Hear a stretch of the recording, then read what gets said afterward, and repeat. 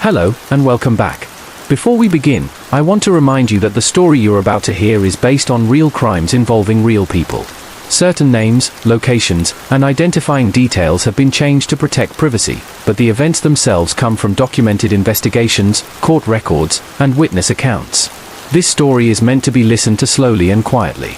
If disturbing content affects you, it's okay to stop listening now. For everyone else, get comfortable. Let your breathing slow. Let the noise of the day fade into the background. And as you listen, tell me in the comments where you're watching from tonight. I always enjoy reading them. If you enjoy true crime stories for sleep, don't forget to subscribe so you don't miss future uploads. This story begins in a place people rarely think twice about, a public library. It was a large, modern building with quiet reading rooms, computer stations, and long rows of shelves. Students, retirees, and families passed through every day. People came to feel safe, anonymous, and undisturbed. For years, nothing seemed out of place. Then a woman who visited the library several times a week stopped coming. Staff assumed she had changed her routine. A few months later, another regular patron vanished. Then another. None of them were connected. Different ages. Different backgrounds. Different lives. The connection wasn't discovered until a librarian mentioned something odd during a routine meeting. She said she often saw the same man assisting people in the back areas of the building. He didn't work there, but he always appeared to be helping, guiding patrons to shelves, assisting with printers, offering directions. He blended in so well that no one questioned him. Security footage revealed the man entering the building almost daily. He stayed for hours. He never checked out books. He spent most of his time observing, watching who arrived alone, who stayed late, who used secluded study rooms or corners far from staff desks. When police reviewed footage from the days the missing patrons were last seen, they noticed the same pattern. The man would follow at a distance. He never rushed. He waited for moments when people stood up, gathered their things, and walked toward exits or restrooms. He always kept enough distance to appear coincidental. Investigators later learned that several patrons had reported uncomfortable interactions over the years. Someone standing too close. Someone asking personal questions. Someone offering help that felt unnecessary. Each complaint had been dismissed as harmless or misunderstood. A break in the case came when a college student trusted her instincts. She noticed the same man appearing near her every time she visited the library. Different clothes. Same posture. Same calm stare. One evening, she left abruptly and reported the behavior. Her description matched the person seen in footage tied to multiple disappearances. Police identified him as a former security contractor who had worked in public buildings years earlier. He knew layouts, blind spots, exit routes. He knew how to move through spaces without drawing attention. He had no official access anymore, but he didn't need it. A search of a storage unit connected to him revealed personal items belonging to multiple missing individuals. Library cards, notebooks, bags, items taken not for value, but as confirmation. He had documented dates, times, and locations in careful handwriting. As the investigation expanded, detectives discovered that some victims had been followed beyond the library. He learned routines. Which bus they took, which direction they walked. He preferred places where people felt invisible but secure, where no one questioned quiet behavior. Another disturbing detail emerged from interviews with witnesses. Several people recalled seeing the man reading quietly in the same spot for hours, never turning a page. He wasn't there to read. He was there to watch. Perhaps the most unsettling part of this story is how many chances there were to stop it earlier. Small discomforts ignored. Patterns overlooked. Familiarity mistaken for safety. The library remained open and welcoming, even as something dark passed silently through it. These crimes didn't happen in abandoned places or dangerous neighborhoods. They happened in a public space meant for peace and learning. A place where silence was expected, and attention was low. True crime reminds us that danger doesn't always interrupt. Sometimes it blends in. Sometimes it sits quietly nearby, waiting for routine to do the work for it. Thank you for listening. If you're still here, tell me where you're watching from tonight, and don't forget to subscribe for more true crime stories for sleep, based on real events and told calmly, slowly, and without interruption. Sleep well tonight, and stay aware. Hello, and welcome back. Before we begin, I want to remind you that the story you're about to hear is based on real crimes involving real people.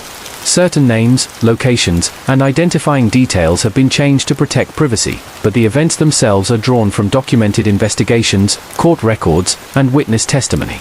This story is meant to be listened to slowly and quietly. If disturbing content affects you, it's okay to stop listening now. For everyone else, settle in. Let your shoulders drop. Let your breathing slow. And as you listen, tell me in the comments where you're watching from tonight. I always enjoy reading them. If you enjoy true crime stories for sleep, don't forget to subscribe so you don't miss future uploads. This story begins in a place designed to feel safe through routine, a commuter train line that ran through several quiet suburbs and into the city. Every morning and evening, the same faces appeared on the platforms. People stood in the same spots, sat in the same seats. Over time, strangers became familiar silhouettes. That familiarity created comfort and invisibility. The first incident was so subtle it barely registered. A woman reported that someone had brushed against her on the train and whispered something she couldn't quite hear. She assumed it was an accident. Trains were crowded. People were tired. She forgot about it. Weeks later, another commuter reported something similar. Then another. Each described a man who stood too close, who followed them through the station without speaking, who always seemed to disappear before anyone could point him out. Because nothing overt happened, reports were minimal and unconnected. Then one commuter didn't come home. She was a young professional who took the same train every evening. Her partner reported her missing when she didn't answer calls or arrive home. Security footage showed her exiting the train and walking toward the parking structure. She was never seen again. Police initially suspected an isolated incident. But when another commuter vanished months later under similar circumstances, investigators began reviewing transit footage more closely. They noticed the same man appearing repeatedly on different days, always standing near the edge of platforms, always boarding the same cars, always exiting at different stops. He had learned how to move with the flow. He positioned himself where people expected others to stand. He timed his movements to avoid cameras or blend into crowds. He never rushed. He waited. Transit police interviewed dozens of commuters and discovered something unsettling. Many people remembered him once they were shown images. They described him as forgettable. Average height. Neutral expression. Someone you wouldn't look at twice. Several recalled moments of discomfort but dismissed them because nothing technically happened. Further investigation revealed that the man had been riding the trains for years without a clear destination. He tracked routines. Who walked alone? Who parked far from entrances? Who used stairwells instead of elevators? He noted which stations were poorly lit at night and which security cameras were often broken. A breakthrough came when a commuter reported a near encounter. She noticed the man following her through the station and into the parking structure. When she stopped suddenly and turned around, he stopped too. When she pretended to make a phone call and changed direction, he mirrored her movements. She approached a security booth and stayed there until he left. Her report provided a detailed description that matched the suspect. Police searched his residence and found transit maps covered in handwritten notes. Times circled. Stations marked. Exit routes highlighted. He had documented patterns with disturbing precision. They also found personal items belonging to multiple missing commuters, items taken not for financial gain, but as proof. As the case unfolded, detectives realized how the environment itself had helped him. Trains are liminal spaces. People are distracted. Headphones in. Eyes down. Everyone assumes someone else is paying attention. The suspect relied on that shared detachment. In interviews, he described his approach as patient. He said he preferred places where people were mentally elsewhere, where routines ran on autopilot. He never forced situations. He waited for predictability to open doors. The aftermath changed the commute forever for many residents. Platforms were redesigned. Lighting improved. Security increased. But the biggest shift was psychological. People began looking up, making eye contact, trusting discomfort instead of dismissing it. This story is unsettling not because it involves unfamiliar danger, but because it took place in the most ordinary moments of daily life. Standing on a platform, waiting for a train, walking to a car. Moments repeated thousands of times without incident, until one day, they weren't. True crime reminds us that awareness doesn't mean living in fear. It means staying present. It means recognizing patterns. It means understanding that safety can erode quietly when routine becomes automatic. Thank you for listening. If you're still here, tell me where you're watching from tonight, and don't forget to subscribe for more true crime stories for sleep, based on real events and told calmly, slowly, and without interruption. Sleep well tonight, and stay aware. Hello, and welcome back. Before we begin, I want to remind you that the story you're about to hear is based on real crimes involving real people. Certain names, locations, and minor details have been changed to protect privacy, but the events themselves are drawn from documented investigations, witness accounts, and court records. This story is meant to be listened to slowly and quietly. If disturbing content affects you, it's okay to stop listening now. For everyone else, get comfortable. Let your breathing slow and your body relax. And as you listen, tell me in the comments where you're watching from tonight. I love seeing how far these stories travel. If you enjoy true crime stories for sleep, don't forget to subscribe so you don't miss future uploads. This story begins in a neighborhood that had once been lively but had grown quiet over the years. Houses were neat, lawns trimmed, and sidewalks mostly empty. The kind of place where people trusted their neighbors without question. But one family who had recently moved in noticed something strange almost immediately. At night, they would hear footsteps in the attic. Faint, almost deliberate, moving slowly across the boards above them. At first, they assumed it was animals, mice or raccoons. But the sounds persisted, and sometimes, small objects in the house seemed to shift ever so slightly when no one was there. One evening, the mother of the family was woken by a soft knocking coming from inside the walls. She pressed her ear against the plaster and could hear whispers, though she couldn't make out the words. Heart pounding, she woke her husband, and together they searched the house. They found nothing unusual. The next day, a neighbor mentioned that a man had moved into the house next door months earlier, a quiet man who was rarely seen but always polite. He had delivered packages and helped with small yard projects, blending perfectly into the neighborhood. Weeks later, police were called to a nearby town after a woman disappeared from her home. There were no signs of forced entry. No witnesses. No struggle. The only clue was a faint set of fingerprints on a windowsill, previously overlooked because they seemed ordinary. Investigators began to notice a pattern. Similar disappearances had occurred in suburban areas across multiple counties, each involving someone who lived alone and was last seen at home in the evening. The connection became clearer when a young man reported seeing the same quiet neighbor standing in a vacant lot late at night, holding what appeared to be blueprints. When officers checked his residence, they found meticulously organized files, schedules, maps of neighborhoods, notes on houses, routines of residents. Some pages had detailed sketches of floor plans, marking windows, doors, and likely hiding spots. The man had been planning for years, studying behaviors, learning who lived alone, who left at predictable times, and who was unlikely to have visitors. Inside a hidden room behind a false wall in his basement, investigators found evidence of multiple crimes. Belongings from victims, jewelry, clothing, photographs, personal items, each catalogued and labeled. Some victims had been monitored for weeks before any direct interaction occurred. He kept recordings and notes of their routines, documenting every movement, every habit, every predictable behavior. Another chilling case connected to this investigation involved a young college student who had reported being followed on campus. A man in casual clothing would appear at the library, in the cafeteria, sometimes observing from a distance. She mentioned it to campus security, who initially dismissed it as coincidence.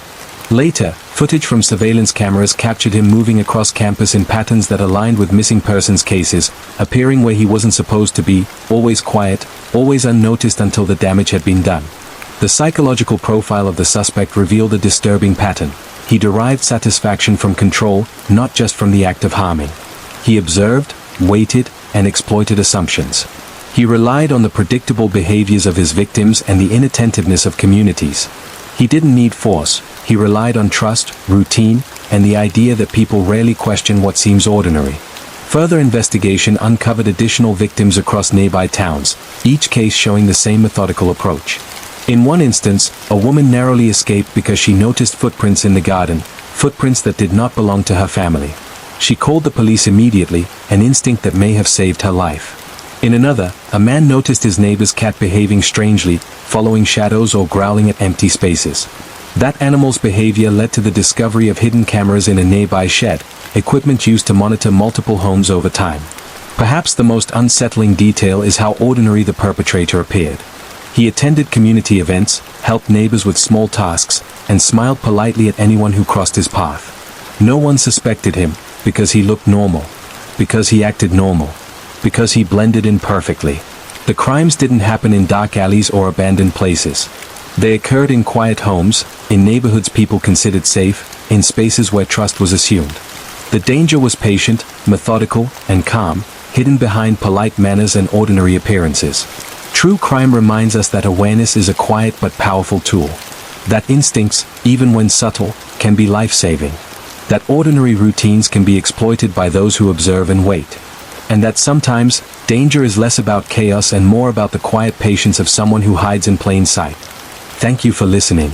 If you're still here, let me know where you're watching from tonight, and don't forget to subscribe for more true crime stories for sleep, based on real events and told calmly and continuously.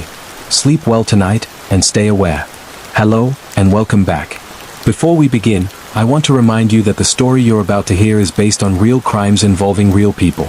Certain names, locations, and identifying details have been changed to protect privacy, but the events themselves come from documented investigations, court records, and witness statements.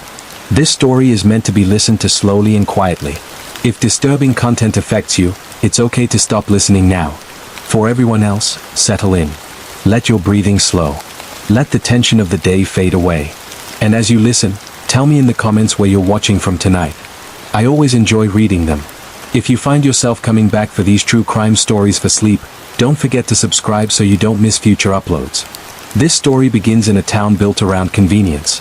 Everything people needed was close by: shops, schools, offices, and walking paths that connected neighborhoods like quiet arteries. People felt safe here.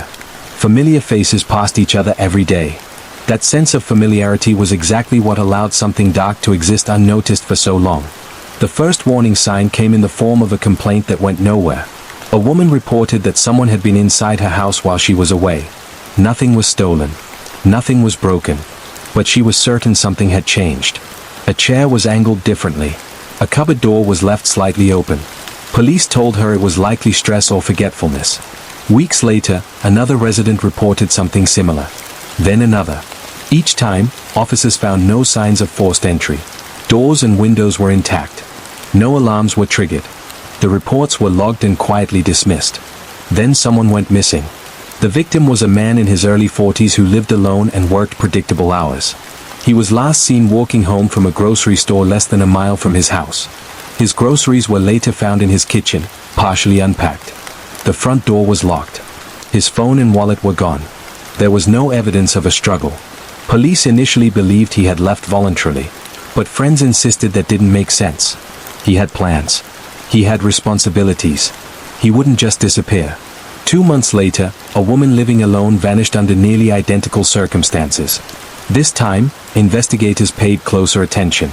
Her home also showed subtle signs of disturbance. Nothing obvious, just small inconsistencies.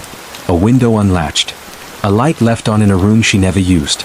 As detectives dug deeper, they noticed that all reported incidents and disappearances occurred within a specific area connected by pedestrian paths and service alleys. These paths were rarely monitored and used mostly by locals who felt comfortable walking them at all hours. Attention turned to a man who worked as a delivery and maintenance contractor in the area. He was known by many residents, often seen carrying tools or packages. He had access codes, keys, and a reason to be present in and around homes. People trusted him because he looked like he belonged.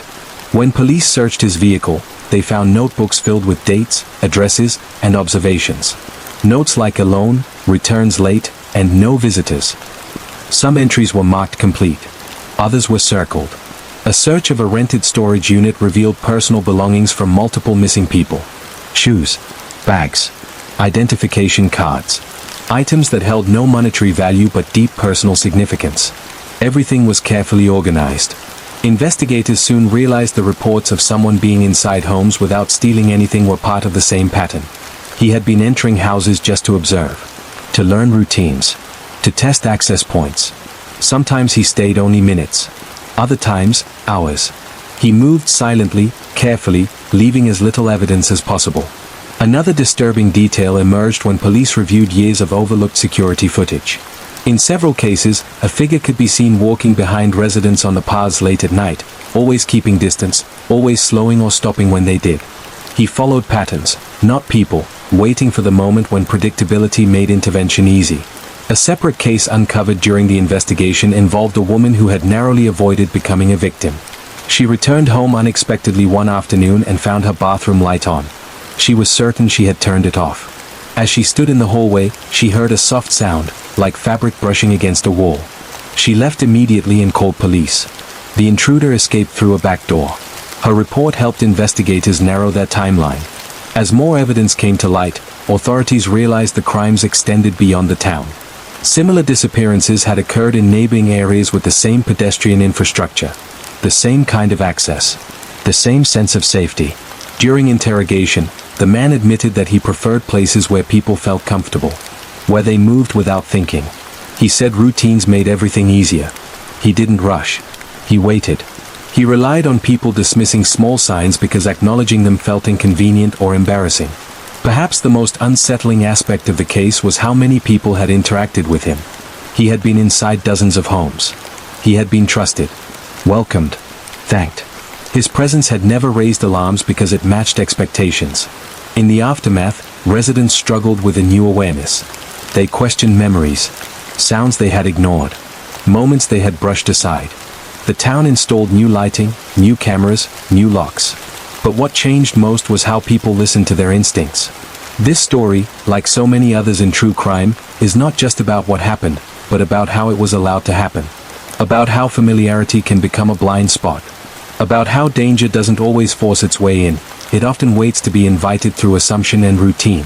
True crime reminds us that awareness is not fear. It's attention. It's listening to small discomforts before they become something larger. It's understanding that safety is not guaranteed by familiarity alone. Thank you for listening. If you're still here, tell me where you're watching from tonight, and don't forget to subscribe for more true crime stories for sleep, based on real events and told calmly, slowly, and without interruption. Sleep well tonight, and stay aware. Hello, and welcome back. Before we begin, I want to gently remind you that the story you're about to hear is based on real crimes involving real people. Some details have been altered to protect identities, but the events themselves are true and documented. This is meant to be listened to slowly and calmly. If disturbing content affects you, it's okay to stop listening now. For everyone else, settle in. Let your breathing slow. And as you listen, let me know in the comments where you're watching from tonight. If you enjoy these true crime stories for sleep, don't forget to subscribe so you don't miss future stories. This story begins with a disappearance that no one noticed right away.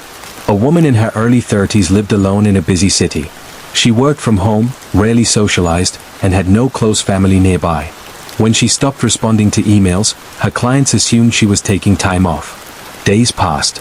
Then weeks. When police finally entered her apartment, they found it clean and orderly. Her phone was gone. Her keys were missing. There were no signs of a struggle. Neighbors reported nothing unusual. The case quickly went cold, labeled as an adult who left voluntarily. Months later, another woman vanished under similar circumstances. Same age range. Same lifestyle. Same city. Again, no witnesses. No signs of violence. Investigators didn't connect the cases until a building manager mentioned something strange. Both women had recently requested maintenance work. The maintenance worker was cooperative when questioned. He had worked in dozens of buildings across the city. He had keys, access codes, and knowledge of residents' schedules. At first, nothing tied him directly to the disappearances. But detectives noticed that his work orders aligned perfectly with the days the women were last seen. A search of his storage unit revealed personal items belonging to multiple missing women. Jewelry, identification cards, phones, everything carefully organized and labeled. He had kept records of which buildings he worked in, which apartments belonged to people who lived alone, and which residents rarely had visitors. In another case, a quiet suburban street was shaken when a teenage boy went missing after a late-night walk. He was last seen heading toward a park he visited often. Weeks later, police discovered a hidden structure in a wooded area nearby. Inside were signs that someone had been living there for a long time. Maps of the neighborhood. Notes describing people's routines. The boy had been targeted simply because he was predictable. Another disturbing case comes from a long-term care facility where several residents died under mysterious circumstances. At first, it was assumed to be natural causes. But a nurse noticed inconsistencies in medication records. A deeper investigation revealed that a staff member had been administering incorrect dosages, carefully choosing patients who had no close relatives to question their deaths. He had worked there for years without suspicion. The final case in this story involves a man who posed as a delivery driver. He wore a uniform, carried packages, and knocked confidently on doors. Most people didn't think twice before opening them. Over time, reports of break-ins and assaults began to surface. Witnesses described a man who looked completely legitimate. It wasn't until security camera footage was analyzed that police realized the same man appeared in multiple locations, always wearing a different company logo. These stories are disturbing because they show how easily trust can be exploited. The people responsible didn't rely on force. They relied on access. on routine, on the assumption that familiar things are safe. True crime reminds us that danger often hides in plain sight, woven into everyday life. And while these stories are unsettling, awareness is one of the strongest forms of protection. Thank you for listening. If you're still here, tell me where you're watching from, and don't forget to subscribe for more true crime stories for sleep, based on real events and told quietly. Sleep well tonight, and stay safe. Hello, and welcome back. Before we begin, I want to remind you that the story you're about to hear is based on real crimes involving real people. Certain names and details have been changed to protect privacy, but the events themselves are true and documented. This story is meant to be listened to quietly and slowly. If disturbing material affects you, it's okay to stop listening now. For everyone else, get comfortable. Let the room grow quiet. And as you listen, tell me in the comments where you're watching from tonight. I always enjoy reading them. If you come back often for these true crime stories for sleep, don't forget to subscribe so you don't miss future uploads. This story begins with a town that relied heavily on routine. People left for work at the same time each morning. Shops closed at predictable hours. Nothing ever seemed out of place. That's why it took so long for anyone to notice that something was wrong. The first disappearance was a young man who worked nights. He lived alone and was rarely seen during the day. When he failed to show up for his shift, co-workers assumed he'd overslept or quit without notice. His landlord waited nearly a month before calling police. Inside the apartment, everything was neat. No signs of struggle. No phone. No wallet. Investigators noted that the door had been locked from the outside. Over the next year, more people vanished. All lived alone. All kept predictable routines. And all disappeared without witnesses. The cases were spread out enough that no immediate connection was made. Each was quietly labeled as a voluntary disappearance. The break came when a woman narrowly avoided becoming the next victim. She returned home early one evening and noticed something strange. Her door was unlocked. Inside, the lights were off, but she sensed someone had been there. A drawer was slightly open. Her bedroom window, normally locked, was unlatched.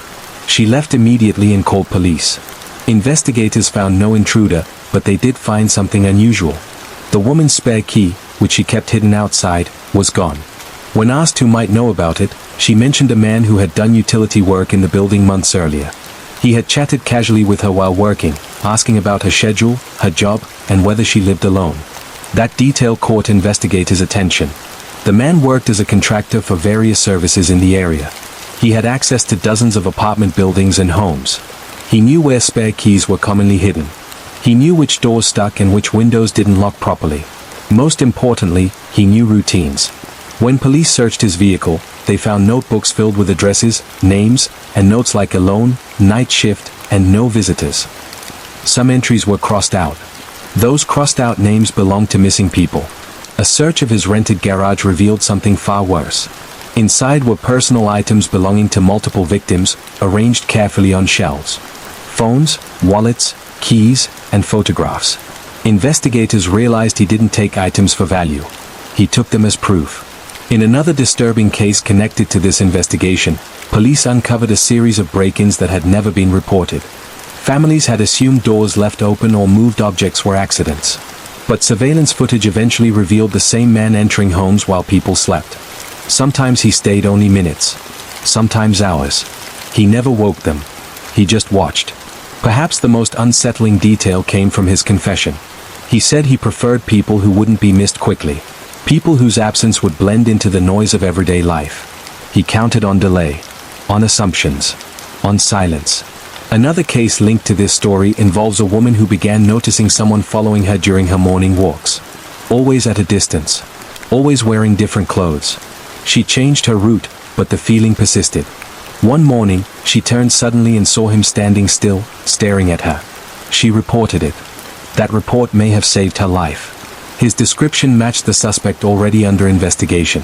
The final revelation shocked even seasoned detectives. The man had lived an entirely normal life. He had friends. He attended community events. He was described as polite and reliable. No one suspected him. Not because he was clever, but because he was familiar. These crimes didn't happen in abandoned places or dark alleys. They happened in homes. In neighborhoods. In spaces people believed were safe. The danger wasn't loud or chaotic. It was quiet. Patient. Observant. True crime teaches us that awareness matters, that discomfort has meaning, and that routine, while comforting, can also be predictable. Thank you for listening. If you're still here, let me know where you're watching from, and don't forget to subscribe for more true crime stories for sleep, based on real events and told calmly and without interruption. Sleep well tonight, and stay aware. Hello, and welcome back. Before we begin, I want to gently remind you that the story you're about to hear is based on real crimes involving real people. Certain names and identifying details have been changed, but the events themselves are true and drawn from documented investigations. This is meant to be listened to slowly and calmly. If this type of content is not for you, it's okay to stop listening now. For everyone else, get comfortable. Let the outside world fade for a while. And as you listen, tell me in the comments where you're watching from tonight. If you enjoy these true crime stories for sleep, don't forget to subscribe so you don't miss future uploads. This story begins in a small city where public transportation was the backbone of daily life. Thousands of people rode the same buses and trains every day, often recognizing faces without ever learning names. One of those familiar faces belonged to a man who had been driving a late-night bus route for years. He was known as quiet, reliable, and punctual. Riders trusted him without thinking twice. The first disappearance connected to this story involved a young woman who worked evenings. She was last seen boarding the bus just after midnight. Security cameras showed her stepping on, scanning her pass, and taking a seat near the back. She never exited at her stop. Her phone last pinged near the bus depot, then went silent.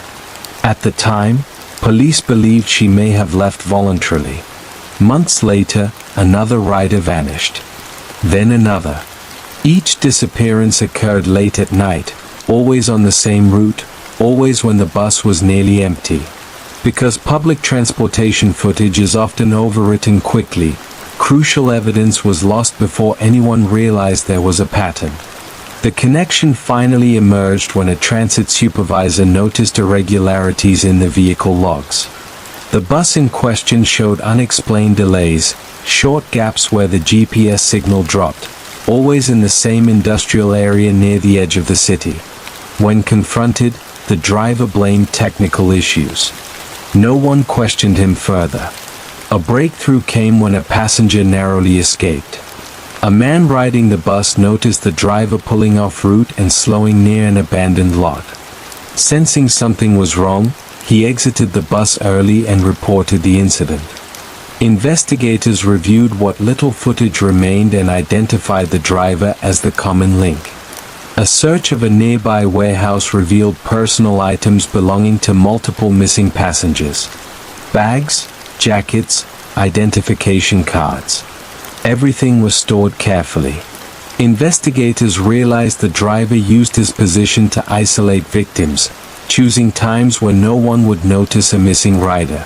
Another case tied to this investigation involved a woman who reported being followed after exiting the same bus line weeks earlier.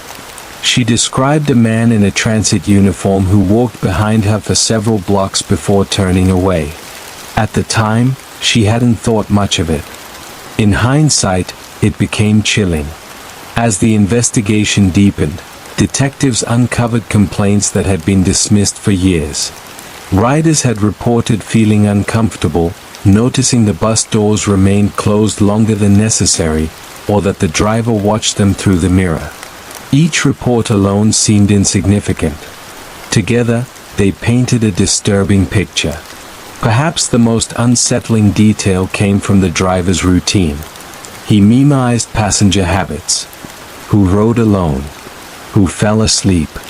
Who wore headphones and wouldn't hear the doors open? He relied on exhaustion and trust. In another city connected to this case, police uncovered a similar pattern involving a train attendant who had access to restricted areas and maintenance tunnels. Although the crimes were never proven to be linked, investigators noted the same theme: authority, familiarity, and access. What makes this story disturbing is how ordinary it all seemed. Public transportation is something millions rely on every day. It's routine, predictable, and that predictability was used against unsuspecting people. True crime often shows us that danger doesn't look like a threat.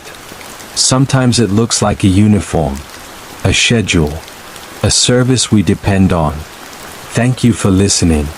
If you're still here, let me know where you're watching from, and don't forget to subscribe for more true crime stories for sleep, based on real events and told quietly and without interruption. Sleep well tonight, and stay safe. Hello, and welcome back. Before we begin, I want to gently remind you that the story you're about to hear is based on real crimes involving real people. Certain names and identifying details have been changed, but the events themselves are drawn from documented investigations and court records. This story is meant to be listened to slowly and quietly. If disturbing content affects you, it's okay to stop listening now. For everyone else, get comfortable. Let the room grow still. And as you listen, tell me in the comments where you're watching from tonight. I always enjoy reading them. If you come back often for these true crime stories for sleep, don't forget to subscribe so you don't miss future uploads. This story begins with a place people rarely think about after leaving it, a parking garage. The kind attached to offices, hospitals, and shopping centers. Bright during the day, empty and echoing at night. In one mid-sized city, a series of disappearances began quietly, spaced far enough apart that no immediate connection was made. The first person vanished after finishing a late shift at a medical office.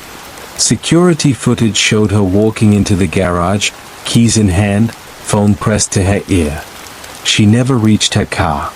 Her vehicle remained parked where she'd left it. Police initially believed she may have met someone she knew. Months later, a college student disappeared under similar circumstances. Then a retail worker. Then an older man who volunteered at a community center.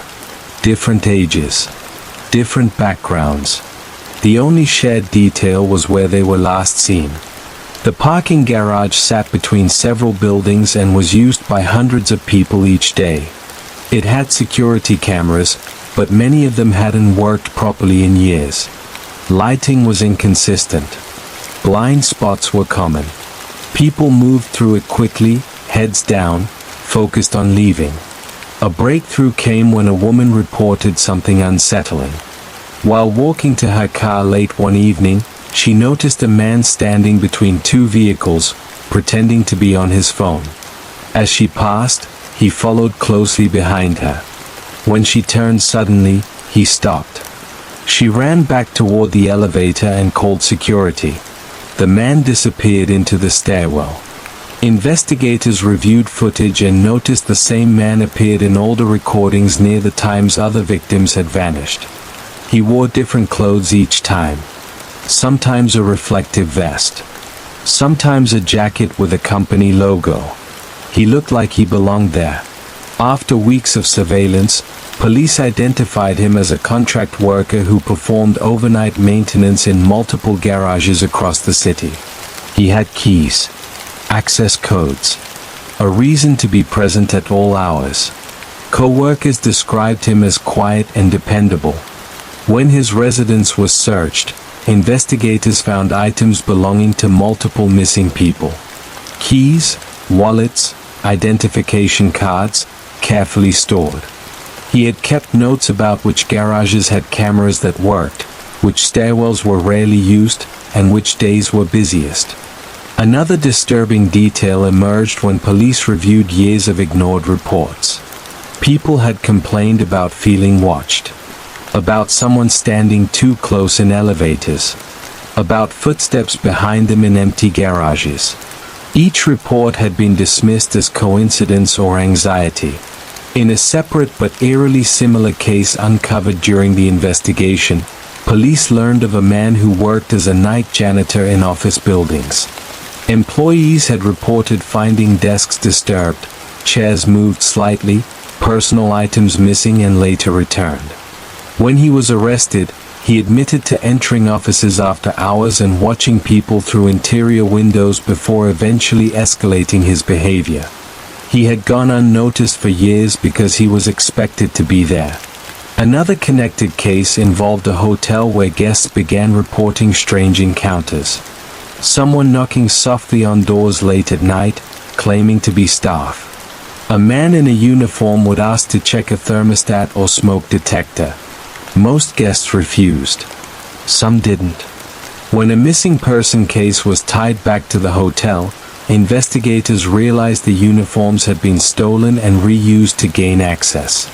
Perhaps the most unsettling aspect of these cases is how ordinary the environments were.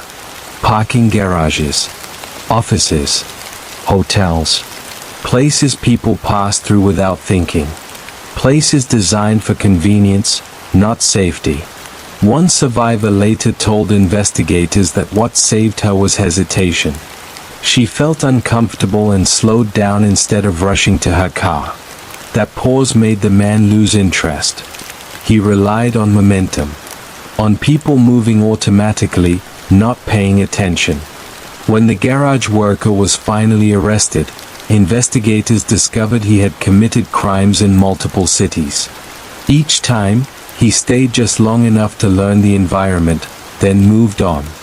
He chose places where people were distracted, tired, and eager to leave.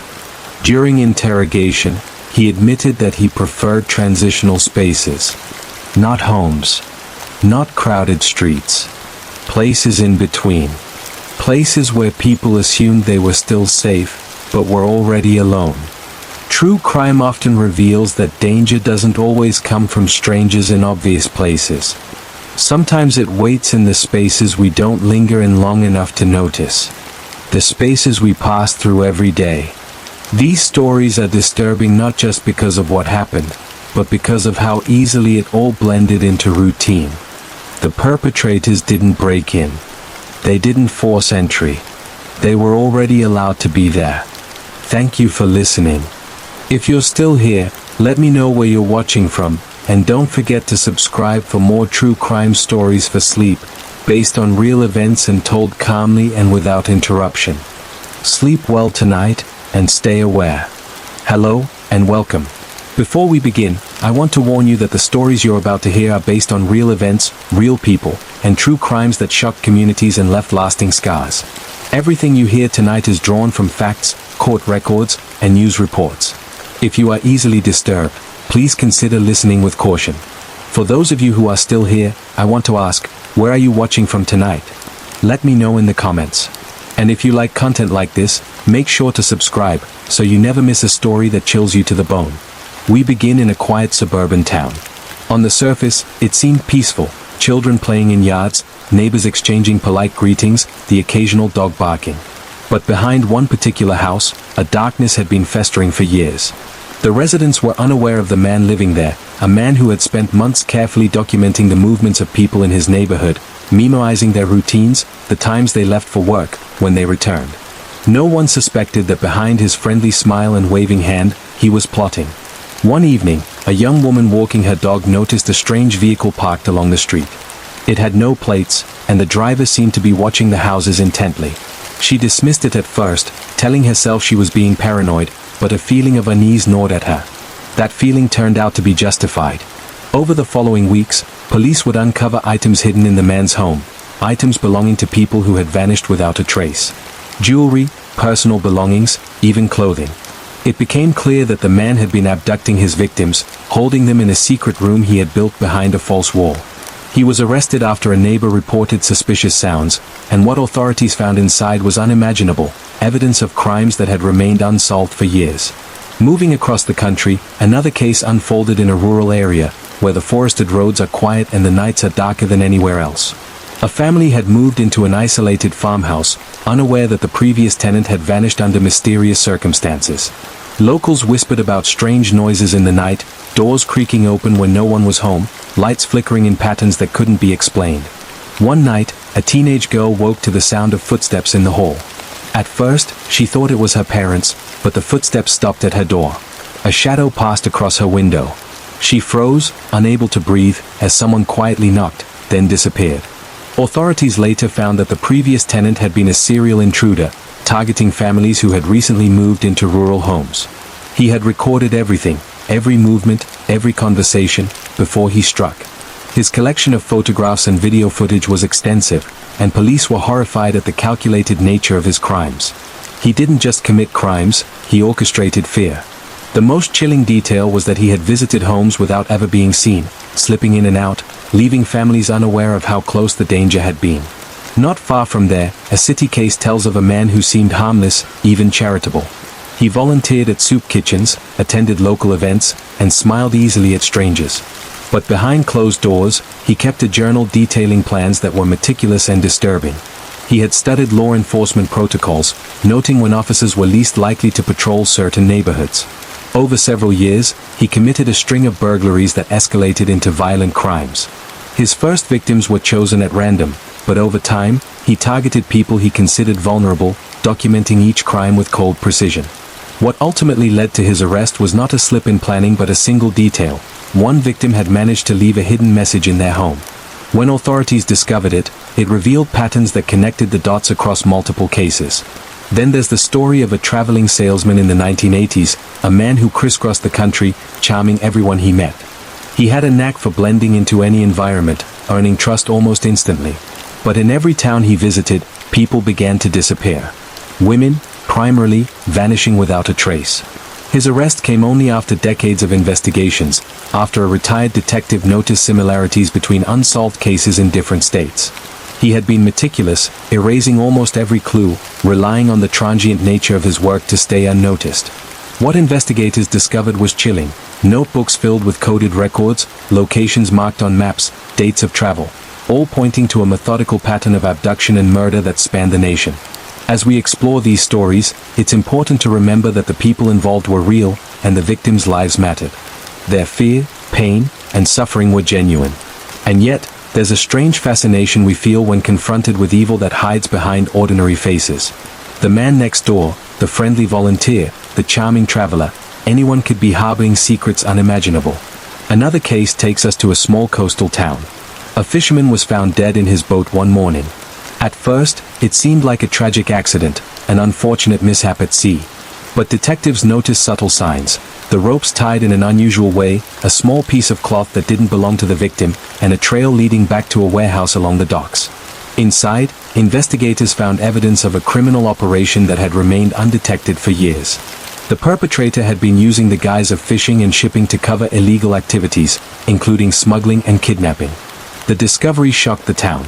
People realized that danger had been lurking under the guise of normalcy for years, hidden behind the rhythm of everyday life. And then there is the unsettling story of a neighbor who noticed the smell first. It was faint at first, almost dismissible, but it lingered in the hallways, growing stronger day by day. The apartment next door was abandoned, or so it seemed.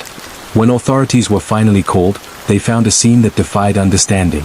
The perpetrator had been keeping victims confined in the apartment, sustaining them just enough to prevent escape or death while inflicting psychological torment. Letters, recordings, and photographs documented months of abuse. The most chilling aspect was the meticulous care the criminal had taken to avoid detection. Soundproofing, careful disposal of evidence, and calculated timing of movements, so neighbors never suspected a thing. Sometimes, true crime is terrifying not because of the acts themselves, but because of the planning, the patience, and the cold rationality behind them. Each of these cases reveals a disturbing pattern. The most dangerous people often appear ordinary. They live among us, smiling, nodding, participating in communities, while hiding a reality too dark to imagine. In another haunting story, a young couple rented a cabin in the mountains for a weekend getaway. They arrived to serene surroundings, expecting nothing but quiet and solitude. But the first night, they noticed a car parked far down the dirt road, headlights off, engine running. Assuming it was another visitor, they tried to ignore it. The second night, the car returned. This time, there was a figure standing near the edge of the woods, watching. Panicked, they left early the next morning. Got it? Completely new story, shorter by 500 words, written directly in chat. No code box, no titles, smooth TTS flow, intro plus engagement included. Here you go. Hello, and welcome. Before we begin, I want you to know that the stories you're about to hear are based on real crimes involving real people. Names and certain identifying details have been changed, but the events themselves are true, drawn from police investigations, court records, and documented cases. These are not fictional stories. If disturbing content affects you, now would be a good time to stop listening. For those staying with me, get comfortable. Let your eyes rest. And while you're listening, leave a comment telling me where you're watching from tonight. I always like to see how far these stories travel. If you enjoy true crime stories for sleep, don't forget to subscribe. It helps the channel grow, and it lets me keep bringing you stories like this. The first story takes place in a small town where nothing ever seemed to happen. The kind of place where people left their doors unlocked and waved to strangers without thinking twice. A man lived there for nearly 10 years without ever drawing attention to himself. He worked a normal job, paid his bills on time, and never caused trouble. What no one knew was that he spent his nights walking the streets, memorizing routines. Which lights went off at what time? Which houses were empty? Which people lived alone? When he was finally arrested, police found detailed notes inside his home. Floor plans drawn from memory. Lists of addresses. Times written beside names. Some of those names belonged to people who had been missing for years. The town would later learn that several cold cases, long assumed to be unrelated, were all connected to the same quiet man they passed on the sidewalk every day. Another case begins in a large city apartment complex where neighbors rarely spoke. A woman reported hearing noises through the walls late at night. At first, she assumed it was music or a television. But over time, the sounds became more unsettling. Crying. Muffled voices. Something heavy being dragged across the floor. Each time she called security, nothing was found. It wasn't until months later, after a strange smell began to spread through the hallway, that police forced their way into the apartment. Inside, they discovered a carefully hidden room. The walls had been reinforced to block sound. Inside that room was evidence of prolonged captivity. The person responsible had lived among hundreds of residents, riding the elevator with them, making small talk, all while committing crimes just a few feet away. In another disturbing case, a man who traveled for work became the focus of a multi-state investigation. 4 years, disappearances had occurred near highways, rest stops, and small motels. No pattern was found until one investigator noticed that the dates aligned with a single individual's travel schedule. When authorities searched his vehicle, they found tools, restraints, and notebooks filled with coded entries. Each entry corresponded to a victim, reduced to numbers and symbols. Perhaps the most unsettling story comes from a rural area where homes are miles apart. A family began noticing small things out of place. Footprints near their windows. Objects moved slightly from where they had been left. At night, they heard someone walking around their house. They assumed it was animals. One night, a motion light revealed a man standing in their yard, watching the house in silence. He fled before police arrived. Months later, he was arrested for breaking into homes and watching families sleep, sometimes for hours at a time, without ever being noticed. These cases are disturbing not just because of the crimes themselves, but because of how ordinary the perpetrators appeared. They blended in. They lived normal lives. They were trusted, ignored, or overlooked. True crime reminds us that danger doesn't always announce itself. Sometimes it whispers. Sometimes it smiles. And sometimes it lives right next door. Thank you for listening. If you're still here, let me know where you're watching from, and don't forget to subscribe for more true crime stories told quietly, slowly, and based on real events. Sleep well tonight, and stay aware. Hello, and welcome back. Before we begin, I want to remind you that what you're about to hear is based on real crimes involving real people. Some details have been changed to protect identities, but these events truly happened. These stories are not meant to shock, but to quietly reveal the darker sides of real life. If this kind of content isn't for you, it's okay to step away now. For everyone else, settle in. Let your breathing slow. And as always, tell me in the comments where you're watching from tonight. I love seeing how many places these stories reach. If you find yourself coming back for more true crime stories for sleep, don't forget to subscribe. It helps more than you know. This story begins with a missing person report that didn't seem urgent at first. A middle-aged man failed to show up for work. He lived alone, didn't have close family, and was known to take spontaneous trips. His employer waited 3 days before calling police. When officers entered his home, nothing appeared wrong. His wallet was gone. His car was missing. There were no signs of a struggle. The case was quietly filed as a voluntary disappearance. Weeks later, another person vanished. Then another. All lived alone. All had routine lives. All disappeared without signs of violence. The cases were handled separately, spread across neighboring towns, and no one connected them at first. The connection emerged by accident. A patrol officer noticed that each missing person had recently visited the same self-storage facility. At first, it seemed like coincidence. But when detectives pulled security footage, they noticed the same employee helping each of them. He was polite, helpful, and forgettable.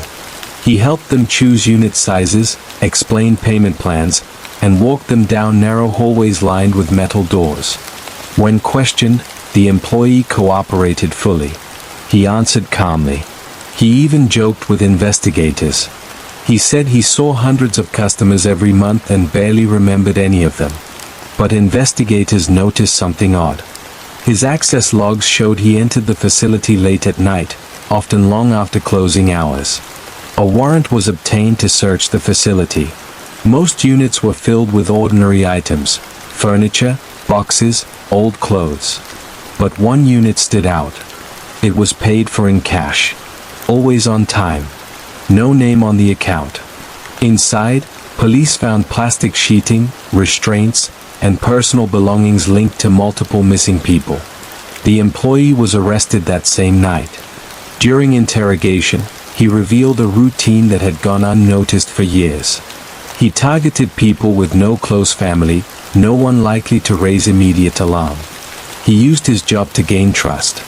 Once inside the storage facility after hours, there were no witnesses. No cameras in certain corridors. No sounds that could escape the reinforced walls. What disturbed investigators most was not just the crimes, but how long it went undetected. Customers walked past the unit every day, unaware of what had happened inside.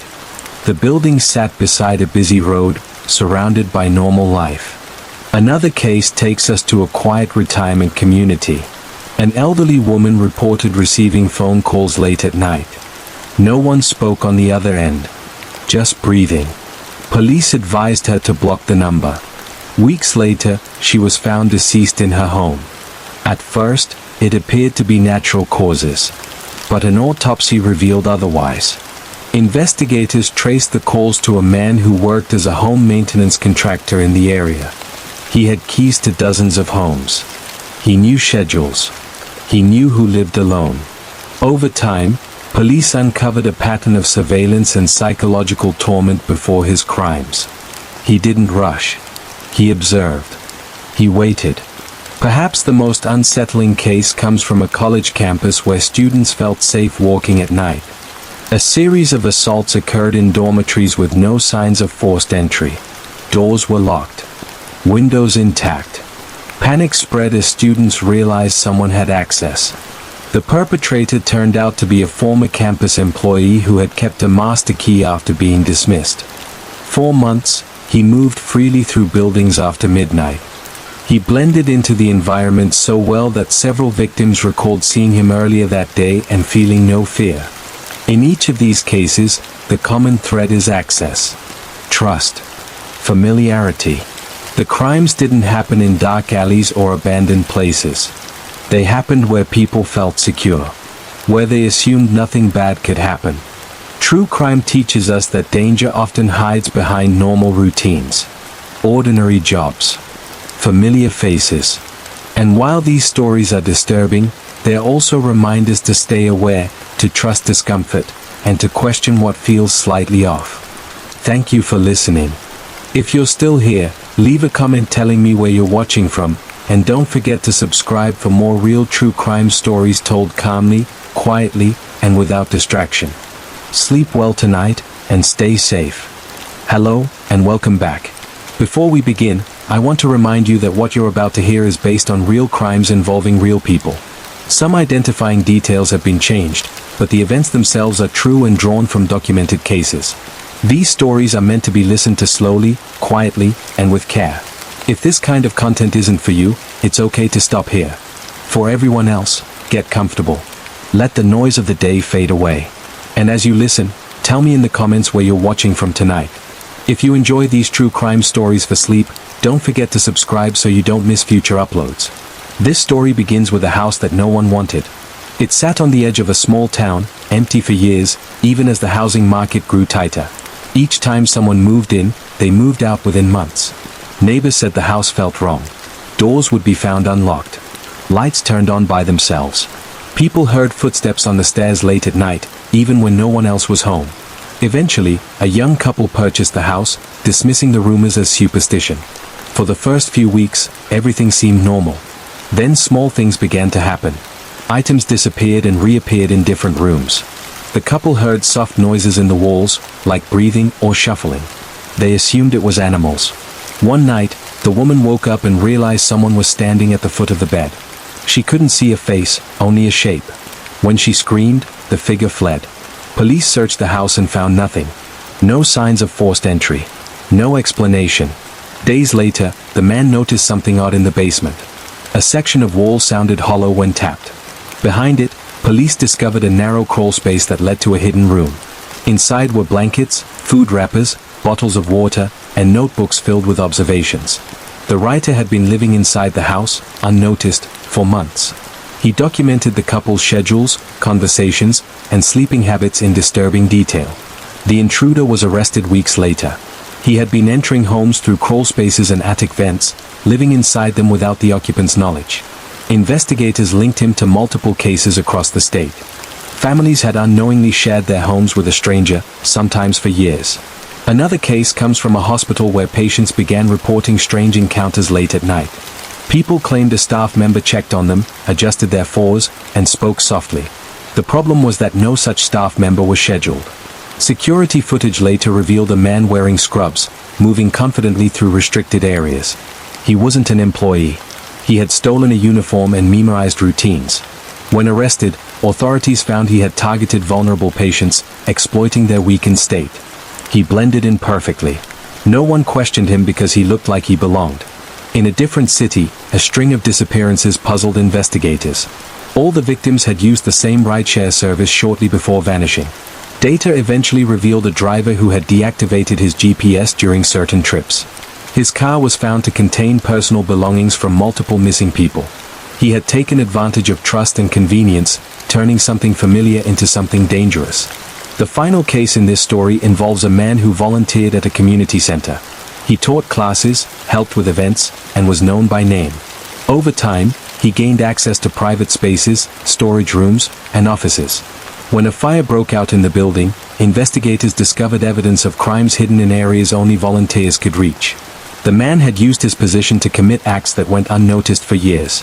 What makes these cases disturbing isn't just what happened, but how close it all was. Inside homes. Inside hospitals. Inside places meant to be safe. The perpetrators didn't force their way in. They were already there. True crime shows us that danger doesn't always look dangerous. Sometimes it looks helpful.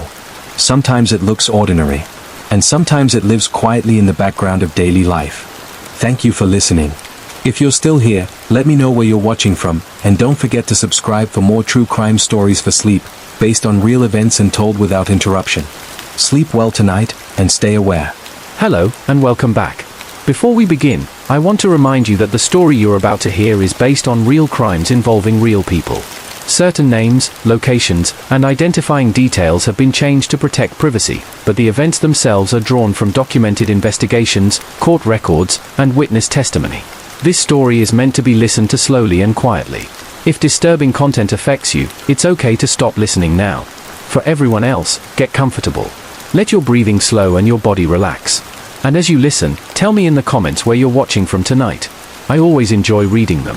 If you enjoy these true crime stories for sleep, don't forget to subscribe so you don't miss future uploads. This story begins in a place designed for short stays. A roadside motel just off a major highway. The kind of place people stop at without thinking, travelers passing through, truck drivers resting for the night, families breaking up long drives. Rooms turned over quickly. Guests came and went, often without learning each other's names. For years, nothing unusual was reported. Then a woman failed to arrive at her destination. She had checked into the motel late at night and sent a message saying she was tired and would continue driving in the morning. That message was the last anyone heard from her. When police contacted the motel, staff said she had checked out early. There was no reason to question it. Months later, another guest vanished after staying at the same motel. Then another. Each case occurred weeks or months apart, in different seasons, involving people from different places. The disappearances were handled by different jurisdictions, and no one initially connected them. The first clue came from an employee who had worked at the motel for several years. He mentioned that a certain room was requested unusually often, even when other rooms were available. Guests staying in that room frequently checked out early or left belongings behind. Sometimes, staff would find personal items in the trash that didn't seem like things people would willingly discard. Investigators reviewed booking records and noticed a pattern. The same employee was often working the desk when those guests checked in. He was described by co-workers as quiet, reliable, and helpful. Guests trusted him because he handled everything calmly and efficiently. He knew which travelers were alone, which rooms were isolated, and which security cameras didn't work properly.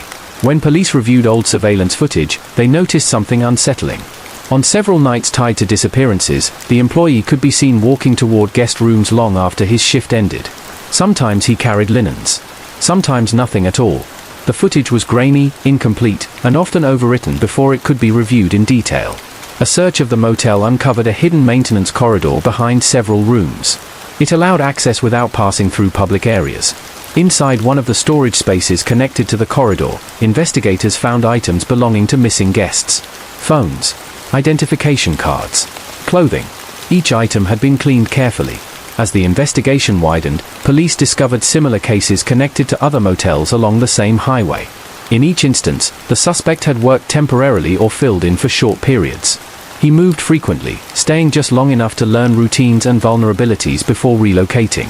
Because motels are designed for anonymity, his presence never stood out. Another disturbing detail emerged when detectives interviewed survivors. A man recalled waking briefly in the night to someone standing near the door, assuming it was staff responding to a noise complaint.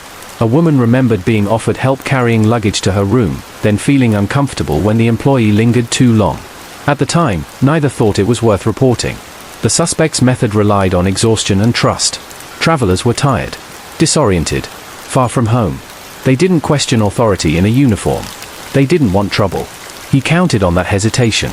In one narrowly avoided case, a guest became suspicious after noticing the employee outside her room more than once.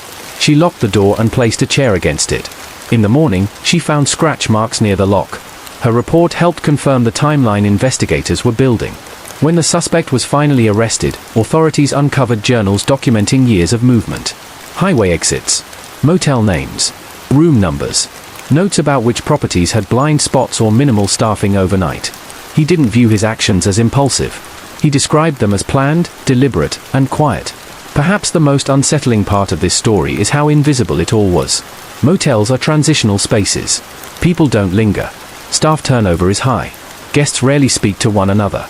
It was the perfect environment for something terrible to hide in plain sight. These crimes didn't occur in places people consider dangerous. They happened in ordinary rooms with locked doors and flickering lamps. Places meant to feel temporary and safe. The danger wasn't loud. It didn't rush. It waited patiently in routine and anonymity. True crime often shows us that safety is not guaranteed by familiarity or convenience. That trust, when combined with exhaustion and isolation, can be exploited. And that listening to discomfort, even when it feels inconvenient, can matter. Thank you for listening. If you're still here, let me know where you're watching from tonight, and don't forget to subscribe for more true crime stories for sleep, based on real events and told calmly, slowly, and without interruption. Sleep well tonight, and stay aware.